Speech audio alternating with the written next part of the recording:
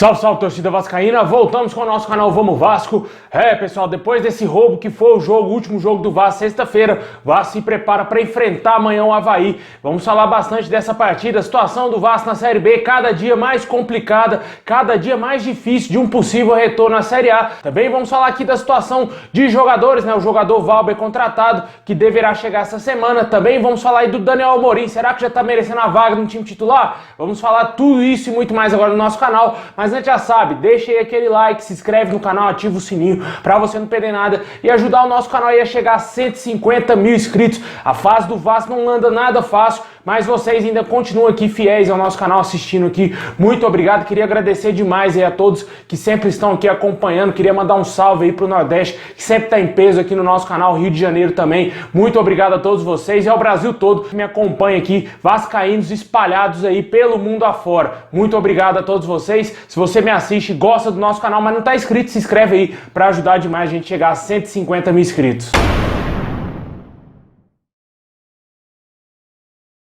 Bom, pessoal, o Vasco empatou aí contra o Brasil de Pelotas na última sexta-feira, um resultado horroroso, né, para as pretensões do Vasco dentro da Série B. Atualmente o Vasco ocupa a 9ª colocação com 32 pontos e está aí a 6 pontos de distância do 4º colocado, que hoje é o Goiás, né? O Goiás ainda vai ter um jogo a fazer nessa rodada. Mesmo se o Goiás vencer essa partida, a distância ainda vai continuar de 6 pontos, já que o Botafogo, que é o 3º colocado, tem 38 pontos. Vamos torcer para que o Vasco consiga vencer o Avaí. Não conseguiu vencer aí dentro de casa, né? Infelizmente fez um péssimo jogo contra o Brasil de Pelotas, né? Foi muito prejudicado, obviamente, pela arbitragem. Só que o Vasco tinha que ter passado por cima de tudo isso aí, ganhado o jogo na bola. Era pro Vasco, a gente esperava uma goleada do Vasco, cara. Não que o Vasco sofresse. O Brasil de Pelotas só deu um chute no gol. O gol que eles fizeram, só isso que os caras fizeram dentro do jogo, com uma falha individual do goleiro Vanderlei, a responsabilidade toda vai pra conta do goleiro. E a situação do Vasco aí no campeonato se complicou demais, né?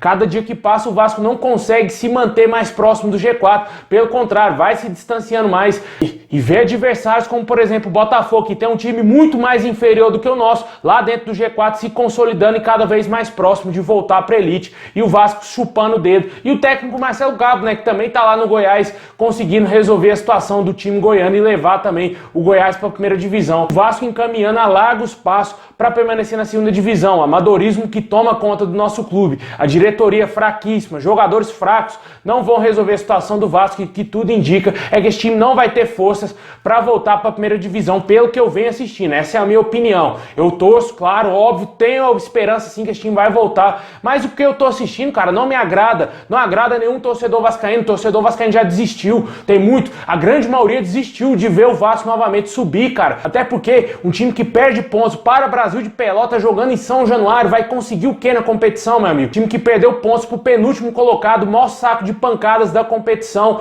e o Vasco não conseguiu vencer esse adversário. Nem vou entrar no mérito aqui do roubo que foi a arbitragem, né? Roubaram o Vasco, mas o Vasco tinha que ter jogado bola e vencido por 4-5-0 o Brasil de Pelotas. Não fez assim e por isso paga caro hoje com essa 9ª colocação, pífia colocação do Vasco aí na Série B, e tendo a obrigação de amanhã, às 8 horas da noite, vencer o Avaí fora de casa na ressacada. O Avaí que somente está uma posição acima do Vasco. Esse jogo aí terá transmissão do Premier Clubes e também do Sport TV. O Vasco vai ter que vencer esses 2 próximos jogos fora de casa, tem a obrigação de vencer o Avaí amanhã e também o CRB. Um empatezinho, meu amigo, pode fechar o caixão do Vasco, porque os outros adversários vão se distanciar. O pelotão da frente tá vencendo todos os seus jogos, o Vasco só empata ou perde. A situação tá complicadíssima demais pro nosso clube. E deixa aí nos comentários se você acredita numa solução pro Vasco, se você acha que o Vasco vai sair dessa pindaíba danada e sair dessa draga de Série B e voltar para a primeira divisão, porque tá cada dia mais complicado, as esperanças estão indo pro ralo, a esperança do torcedor vascaíno, o sonho de voltar para a elite do futebol, parece que está muito mais distante. E ainda ouvi discurso falando que foi bom pro Vasco ter sido eliminado da Copa do Brasil pro São Paulo, que só iria ter o foco da Série B e que o Vasco iria subir facilmente, né? Não está sendo isso que a gente está vendo hoje, infelizmente, essa é a realidade. Jogadores fracos, diretoria fraca e um presidente que nem tem o que comentar, né?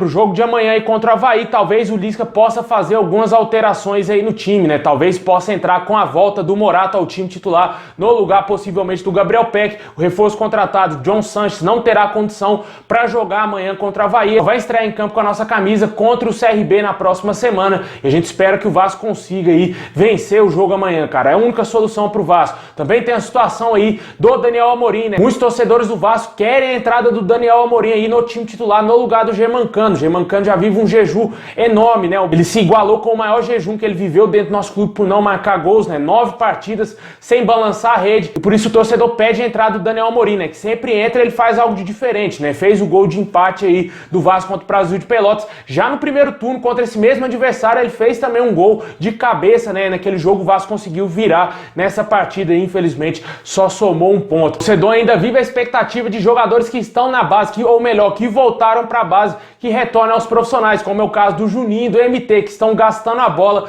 no sub-20 do Vasco. A diretoria do Vasco decidiu, optou aí junto com a comissão técnica em voltar os jogadores para o sub-20 e lá eles são soberanos, estão destruindo realmente. Pode ser que na dificuldade esses jogadores retornem também ao elenco profissional do Vasco. Deixa aí nos comentários se você acha que seria uma alteração bacana aí, a entrada do Daniel Amorim no lugar do Germancano, se também você puxaria novamente o MT e o Juninho para os profissionais do Vasco e se também você acredita numa boa vitória amanhã contra o Avaí às 8 horas da noite, fora de casa, jogo na ressacada.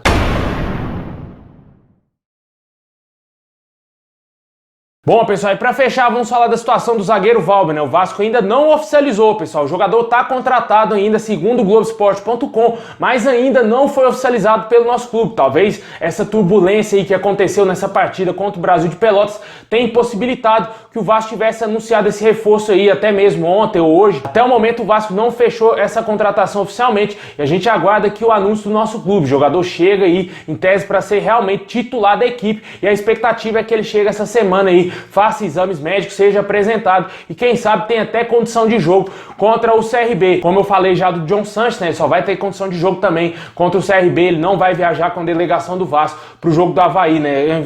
É um reforço aí que a gente espera muito desse cara, que ele venha, jogue bem com a nossa camisa, né, que não seja mais um Gustavo Torres, que seja realmente o John Sanches, jogador que tem boas referências lá no Equador e que com certeza tem uma boa velocidade que ajude aí o Vasco a voltar para a primeira divisão. Também quem sabe o Valber sendo oficializado como novo reforço. A gente espera aí também que chegue mais reforços para esse time na criação, meu amigo. Precisa de um meio de criação, cara. Não aguento mais ver Marquinhos Gabriel jogando com a camisa do Vasco, cara. O Lisca vem defender ele na coletiva.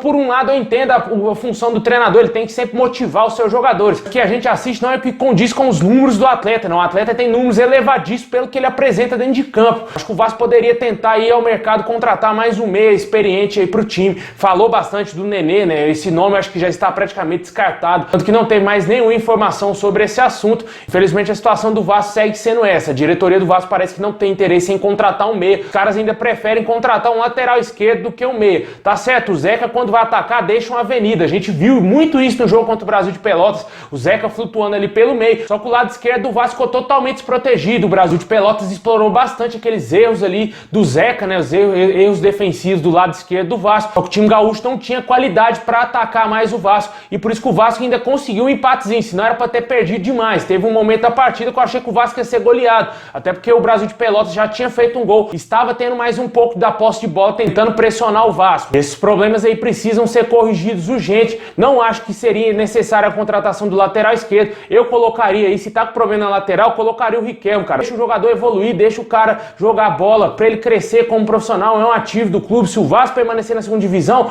o Vasco vai ter que vender esses caras, vai ter que vender aí esses jogadores da base para se sustentar na próxima temporada, porque 2 anos de Série B, meu amigo, nenhum clube resiste a isso e com certeza vai ficar muito mais complicado de voltar para a primeira divisão em 2022. Deixe nos comentários se você acredita que o Vasco ainda tem reforço a ser contratado, se você acha que o Vasco tá com esse elenco fechado, vai ser esse elenco aí e ele que vai ter que ser obrigado a levar o Vasco para a Série A.